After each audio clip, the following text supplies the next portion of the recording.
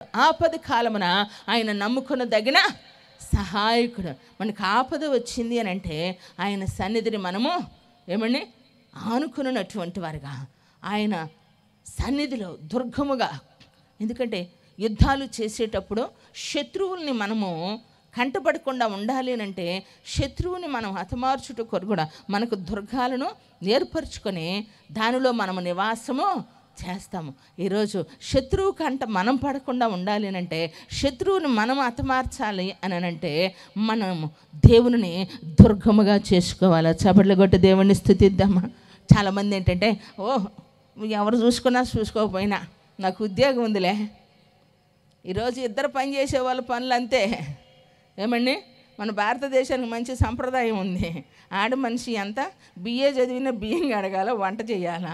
మగ మనిషి ఎంత సంపాదించినా ఆ మగ మనిషి, ఆడ మగ మనిషి వస్తే ఏం చేయాలండి, లెగవాలి. మామ వచ్చినా చిన్న మామ వచ్చినా ఎవరు వచ్చినా. స్త్రీ సమాజంలో ఒక ఆశీర్వాదకరంగా భారతదేశ సాంప్రదాయానికి చాలా వాల్యూ ఉంది ప్రియులారా. అందుకే ధరలు వస్తే మన వాళ్ళకి చీర కడితే వాళ్ళు పడతానైనా నడుపుతారు. ఎందుకని అక్కడ డ్రెస్సులు వేసుకొని గాలి పోసుకొని ఇక్కడికి వచ్చాక మచ్చటంగా ఉంటారనమాట. మన చీర మన కట్టుకి ఇష్టపడతారు ప్రియులారా. అయితే ఈరోజు ఇద్దరు పని చేసేవాళ్ళు ఉన్నారు, ఇద్దరు ఉద్యోగం చేసేవాళ్ళు ఉన్నారు. అంటే దేవుని సన్నిధిలో మనం తెలుసుకోవాలి. దేవుడు కూడా కాల్లో చెప్పులాగో ఏదన్నా పవిడి చెంగున కొంగులాగో భార్య భర్తను కట్టుకోవటానికో భర్త భార్యని అలా చూడటానికో దేవుడు ఏర్పరచలేదు. కానీ కుడి ఎడమ కొంచెం ఏమండి ముందు వెనక తయారు చేసిన విధానంలో దేవుడు నియమించిన క్రమంలో బ్రతకటానికి ఇచ్చాడు. అంటే బానిసగా చూడకూడదు, కానీ ఏమండి భారీగానే చూడాలి. ఏలుబడి చేసేదానికి దేవుడు ఉంచాడు. భార్యాభర్తల మధ్య ఎవరైతే తెలివి కలిగిన వాళ్ళు ఉంటే వాళ్ళు పెత్తనం చేస్తే తప్పు లేదు, కానీ పెత్తనం చేయాలని పురుషుని మీద భార్య ఉండకూడదు. ఒకవేళ శాలరీ ఎక్కువ ఉండొచ్చు, సంపాదన నీకు రావచ్చు, ఆ సంపాదనను బట్టి లేదు కట్నం ఎక్కువ తేవచ్చు. అందుకని ఏం చేస్తావు, మంచం దిగవా? ఏమండి, అమెరికాలో భార్యకి డోర్ తీయాలట భర్త, అది అక్కడ కల్చరు. ఉదయాన్నే కాఫీకి ఆశ ఇవ్వాలట, లేదంటే చట్టం ఒప్పుకోదు. అందుకని చెప్పి ఇక్కడ కూడా నీకు కాఫీ తెచ్చియాలా? ఏం అమ్మగారులో కాఫీ తెచ్చేయాలి, నువ్వు ఇవా ఏంటి? కట్నం తెచ్చావని చెప్పి కాలు కింద పెట్టనంటే కుదరదు. ఎందుకంటే బంధాలు నిలబడాలి అంటే డబ్బుతో ఉద్యోగంతో కాదండి. ఆశీర్వాదకరంగా ఉండాలి అంటే వ్యక్తిత్వాలు దెబ్బతినకుండా ఒకరికి ఒకరు ఇచ్చేటువంటి విలువల మధ్య దేవుడు భార్యాభర్తలకు ఇచ్చిన వాక్యపు యొక్క కట్టడలో ఈరోజు సమాజం నిలబడట్లా. జరుగుతున్న పరిస్థితులను బట్టి ఆలోచించండి. సమాజం ఎటుపోతుందో కూడా అర్థం కానటువంటి పరిస్థితిలో నాటి సమాజం మనం ఉన్నాం. అయితే మనము సమాజంతో పాటు మారకూడదు, కానీ దేవుని వాక్యాన్ని మన గుండెల్లో భద్రపరచుకోవాలా. చప్పట్లు కొట్టి దేవుణ్ణి స్తుతిద్దామా. ప్రైజ్ ది లార్డ్, హల్లెలూయా. మనకు సహాయం ఆస్తి కాదండి, డబ్బు కాదు, ఉద్యోగము కాదండి. కొంతమంది అంటారు మా నాన్న ఉన్నంతకాలం నాకు దిగులే లేదంటారు. నాన్న ఎంతకాలం ఉంటాడమ్మా? అమ్మాయిలు నాన్న ఎంతకాలం ఉంటారు? నేనైతే ప్రార్థన చేసుకుంటా, మా అమ్మ ఉన్నంతకాలం నేను ఉండాలనుకుంటా. నువ్వేం అడిగేదావు? ఏమండి, సమస్యలు వచ్చినప్పుడు పెద్దోళ్ళు ఏమంటారు, రే అమ్మ నాన్న ఎన్నాళ్ళు ఉంటారా? వాళ్ళు కొన్నాళ్ళే. భార్యాభర్తలు కలిసి బ్రతకాలి, మీరు కలకాలం చిరకాలం మీరు ఉండాలి. ఈ భార్యాభర్తలు మాత్రం ఎవరు ముందో వెనక ఎవరు తెలుసండి? ఏమండి, ఎవరు తెలుసు చెప్పండి? అలా అని చెప్పి క్షణభంగురంలాగా జీవితాన్ని చేసుకోకూడదు. కానీ బ్రతికినటువంటి క్షణాలైనా రోజులైనా సంవత్సరాలైనా వ్యక్తిత్వానికి విలువనిచ్చుకొని ఒకరి మధ్య ఒకరు ప్రేమలు కలిగి దేవుని సన్నిధిలో బ్రతికి దేవుని దుర్గముగా ఉంచుకోవాలా. చప్పట్లు కొట్టి దేవుణ్ణి స్తుతిద్దామా ప్రియులారా. దేవునికి మహిమ కలుగును గాక. ఎందుకంటే దేవుణ్ణి ఎప్పుడైతే మనం దుర్గముగా చేసుకుంటామో ఎహెజ్కేలు గ్రంథంలో చక్కని మాట ఉంటుంది 3వ అధ్యాయంలో, ఇదిగో వారి ముఖము వలనే నీ ముఖము కఠినమైనదిగా నేను చేసేదను, వారి నుదురు వలనే నీ నుదురును కఠినమైనదిగా చేసేదను, నీ నుదురు చెకుముకు రాతి కంటే కఠినముగా ఉండు, వజ్రం వలె చేసేదను, వారికి భయపడకము. చేతులు పైకి ఎత్తి కొట్టాలి, చాపట్లే గట్టిగా. నీ శత్రువు ఎంత బలంగా ఉంటే, ఎంత కఠినంగా ఉంటే, అంతకంటే నీ నుదురుని ఏం చేస్తాడంట ఆయన కఠినంగా చేసి చెకుముకు రాతి వాళ్ళనంట నీ యొక్క ముఖమును, నీ నుదురునట ప్రియులారా వజ్రంలాగా చేస్తాడట. కొట్టు సబ్బర్లు గట్టిగా. మరి ఇంత సర్వశక్తి కలిగిన దేవుణ్ణి కలిగి ఉండి మనం ఎందుకండి బాధపడుతూ బ్రతకాలా, దిగులు పడుతూ బ్రతకాలా, భయపడుతూ బ్రతకాలా? భయం మధ్యలో మనం బ్రతుకుతాం చాలా కష్టమైద్ది ప్రియులారా. ఎందుకంటే ఆయన కన్నులు ఎక్కడున్నాయి? యథార్థవంతులు ఎడల. ఏమండి?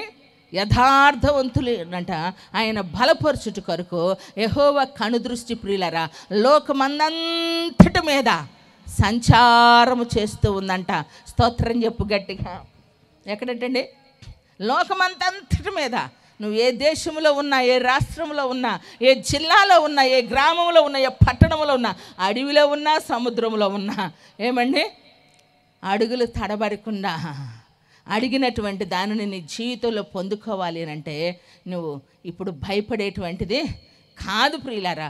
బాహాటంగా దేవుని గురించి ఆయనను మనము ఆరాధించేదానికి దేవుడు మనకి ఇచ్చాడు. ఎందుకంటే నీ శత్రువు ముఖం కంటే నీ ముఖం ఏం చేస్తాడంట గట్టిగానే ఆయన చేస్తాడట. దేవునికి మహిమ కలుగును గాక. అవసరమైతే ఏమండి తాగినోడు ఎలా ఉంటాడు, ఎటుపోతాడో తెలియదట. నీ శత్రువు నీ మీదకి అటాక్ చేసేటప్పుడట, అంటే నేను చాలా మీకు వివరంగా నిదానంగా చెప్దాం అనుకున్నా కానీ ఆయన చెప్పాలనుకున్నది కొంచెంలోనైనా విస్తారంగా మీకు చెప్పాలని జస్ట్ రెఫరెన్స్ ఇస్తున్నాను అనమాట. జకర్యా 12:3 ఉంటుంది. నీ శత్రువు నిన్ను చుట్టుముట్టినప్పుడట వాళ్ళ మీదట మత్తు పాత్రను గుమ్మరిస్తాడట. తాగినోడు ఏం చేస్తాడని మైకంలో గుర్తుపట్టలేడట. అందుకని వాళ్ళు నీకు అర్థం కాకుండా వాళ్ళు మత్తు పాత్ర నీ మీద ఏం చేస్తారు కుమ్మరిచ్చినప్పుడు సమస్త జనులు కట అది వారికి ఏమైందో తెలుసండి, వారు ఎత్తిన రాయట శత్రువు మీద వేయాలని పట్టుకుంటారంట. కానీ అది బొరువెక్కినందువల్లట దాన్ని వారి మీద పడేది కానీ శత్రువు మీద పడలేదంట. కొట్టు సాబర్లు గట్టిగా. ఎందుకనండి? తాగినోడు టయానికి ఇంటికి వెళ్తాడా? ఇంటికి వెళ్తాడు. ఇద్దరు కలిసి బార్ షాప్కి వెళ్తారు. అసలు క్రైస్తవ్యంలో దేవుడు చెప్పింది ఏంటంటే నిన్ను వలే నీ పొరుగువాన్ని ప్రేమించమంటే మన ప్రేమలు ఎట్టుంటాయంటే నన్నే ప్రేమించు, నన్నే ప్రేమించు, ఎవరికి వారే నన్నే ప్రేమించంటారు. కానీ ప్రేమించే పదం కనపడటం కష్టమైపోతూ ఉంది ప్రియులారా. కానీ తాగుబోతోళ్ళు చూడండి, ఇద్దరిని వీడి అరే నీ ఇంటికి నువ్వు నా ఇంటికి నేను పోతాను అంటారా? స్టెఫను అంటారా? సుబ్బాయిగుంట నుంచి నల్లగుంట నుంచి సుబ్బాయిగుంట మన ఇద్దరం మీ ఇంటికి వచ్చి దించుదాం, మేమిద్దరం మరలా వచ్చి నిన్ను దించుతామంటారు. రాత్రి అంతా ఈదుల్లోనే తిరుగుతారు కానీ ఎవరింటికి వారు పోరండి. ఏమొచ్చేసిద్ది వాళ్ళకి? తాగితే ప్రేమ వచ్చేసిద్ది. కొంతమంది విశ్వాసులు ఏమండి చర్చి ఆదివారమే కనపడిద్ది వాళ్ళకి అడ్రస్సు. ఈ రోజుల్లో టక్క టక్క టక్క టక్క చర్చి దాటుకుంటూ పోతారు. వాళ్ళ ముఖాలు మాకు కనపడగానే మా ట్యూబ్ లైట్ లాగా 100 బల్బులు వెలిగినట్టు వెలుగుతాయి. మన వాళ్ళు వెళ్తున్నారు అని అంటే వాళ్ళు చూడరే పెద్దగా కేకయ్యలం మొహమాటం. సండేనే గుర్తుకొచ్చింది.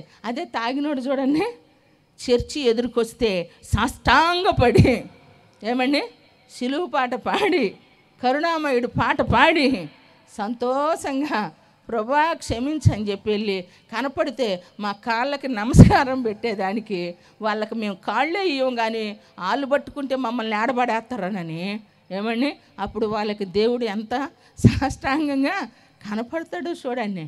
అంటే తాగుబోతుడుకున్న ఐక్యత ఈరోజు ఆత్మీయుల మధ్య లేదండి. ఏమండి కుటుంబాల్లో లేదు ప్రియులారా. అంటే మత్తులో ఉండోడికి ఏం అర్థం కాదు, ఒక అండర్స్టాండింగ్ ఉండదు, నిలకడ ఉండదు. కాబట్టి ఇటు నుంచి అటు నుంచి ఇటు తిరుగుతూనే ఉంటారు. అందుకనట నీ శత్రువు నిన్ను ముట్టడి వేసినప్పుడట వానికి ఏం చేస్తాడంట మత్తు పాత్రను కొమ్మరిచ్చేసరికి వాళ్ళు మైకంలో అయిపోయి వాళ్ళు ఎత్తుకున్న బరువు అట వాళ్ళ రాయి వారికే బరువు అనిపించి దాన్ని వేయాలనుకున్న మీద వేయలేరంట. కొట్టు చప్పట్లు గట్టిగా.